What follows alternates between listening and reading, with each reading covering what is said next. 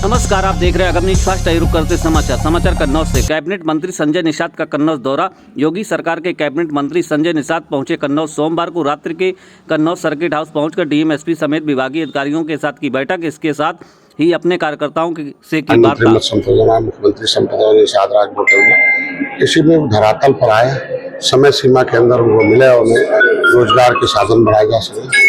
तमाम ऐसे तालाब हैं जो विकसित हैं, वो अभी टेंडर नहीं है, जो अर्ध विकसित हैं, अर्ध विकसित होने पूरा पैसा मत्स्य पूरे रकबे का पैसा देता, पानी आधे में है तो उसे मनरेगा से विकसित करा दिया जाए। जो अविकसित हो, अगर कब्जा है तो क्यों है उसे हटा दिया गया, या ज़्यादा कब्जा किसी पानी नहीं है तो नई टेक्नोलॉजी से मैं उसको तारप्लिन बिछकर 10 साल पानी नहीं सूखेगा वो लाई जाए, तो रोजगार के साधन बढ़ाया जाए। इन मछुआरों के बच्चों को पढ़ने के लिए हमारी सरकार ने अभी एक योजना लाई है, मछुआ कल्याण कोष, पूरे देश में पहला राज्य है, जिनके माध्यम से इनके बच्चों को इंटर में है तो 10,000, BA में 20,000 और पोस्ट ग्रेजुएट और कोई टेक्निकल है तो 50,000 उनको हम टॉप अप देकर, अनुदान देकर उनके बच्चों को सहायता देकर शिक्षा के क्षेत्र में इनके इलाज के लिए व्यवस्था भी की।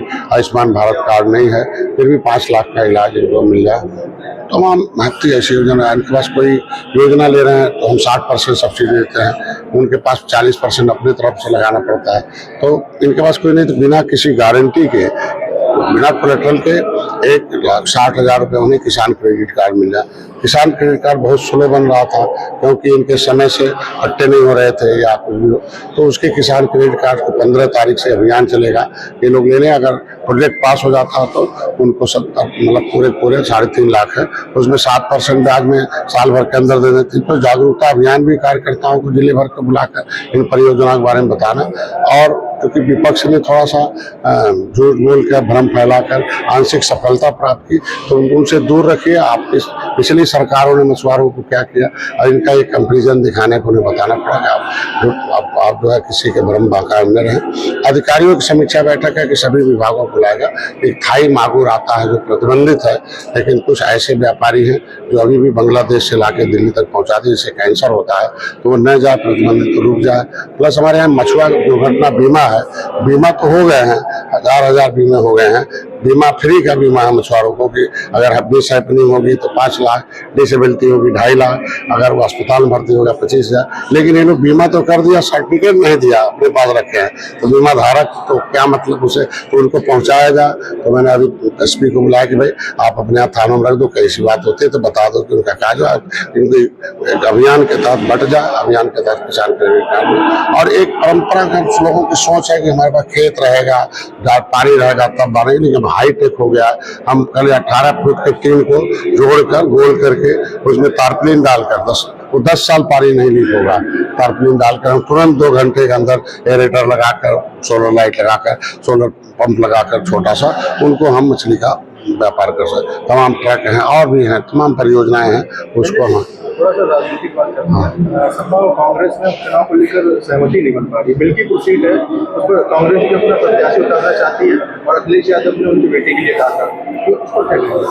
समाजवादी पार्टी को सोचना चाहिए कि जिस हर पार्टी की अपनी अपनी विचारधारा रही है। कांग्रेस की विचारधारा से पिछड़े और दलित उत्तर प्रदेश में जो है पिछड़ों और दलितों के विचार उस कांग्रेस के आगे थे, समाजवाद की विचारधारा लाई थी। अब उन्होंने तो 30 साल पूरे मेहनत करके कांग्रेस को हटाया था उस विचारधारा को। अब समाजवादी पार्टी कितना उसको फिर से अपने उस हरे भरे खेती को माननीय मुलायम सिंह को खिलाना चाहते हैं, वो तो समाजवादी पार्टी को सोचना चाहिए। समाजवादी पार्टी को पीछे हट जाना चाहिए, कांग्रेस को प्रत्याशी अब हमको लगता है कि समाजवादी पार्टी अगर दोस्ती की है तो दोस्ती निभावे, अगर विचारधारा की पार्टी है तो कांग्रेस से दोस्ती खत्म कर दे। सरल शब्दों में जानना चाहेंगे, क्या कहना चाहेंगे? मैं चाहता हूँ कि कांग्रेस से दोस्ती खत्म कर लें और माननीय मुलायम सिंह जैसे थे उसी तरीके से काम करें।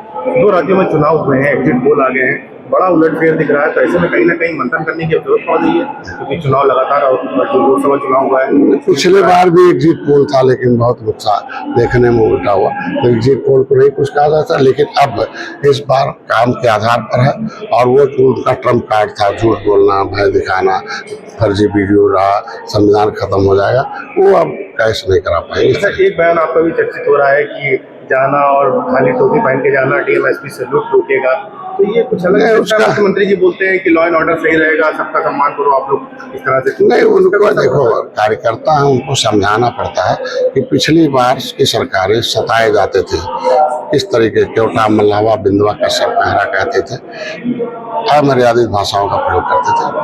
और हमारी जो सरकार है, मर्यादा पुरुषोत्तम भगवान राम की सरकार है, तो जय निषाद राज का नारा लगाने से, जय श्री राम का लगाने लगेगा कि नहीं, हम इस भारतीय संस्कृति के संस्थापक हैं। तो आपके साथ शालीनता से व्यवहार लोग करेंगे। इस्लाम का मतलब तो आपको सहयोग की भावना से लोग रखेंगे।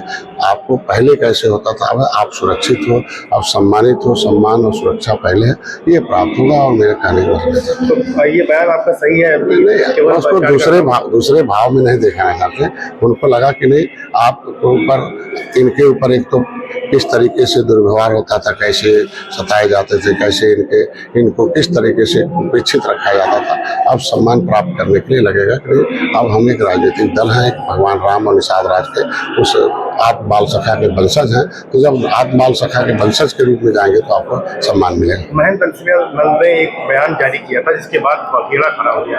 आज उसने जब उसकी गिरफ्तारी हो गई तो तमाम तरह के बयान योगी जी की तुलना वो रावण से कर रहे हैं, तो इस पर क्या कहेंगे? देखिए, इस उत्तर प्रदेश में ढेर सारे लोग बयानबाजी से लोग हीरो बनना चाहते हैं। उत्तर प्रदेश की लोकतंत्र जनता की सेवा, जनता के साथ, जनता के न्याय दिलाने की आवाज उठाएं। अमर्यादित भाषाओं का प्रयोग करके इस तरीके से क्या माना ठीक नहीं है। उत्तर प्रदेश सर्वोत्तम प्रदेश बनाने में योगी जी आगे हैं। मैं बधाई देता हूँ, लोगों को उनको सम्मान देना चाहिए।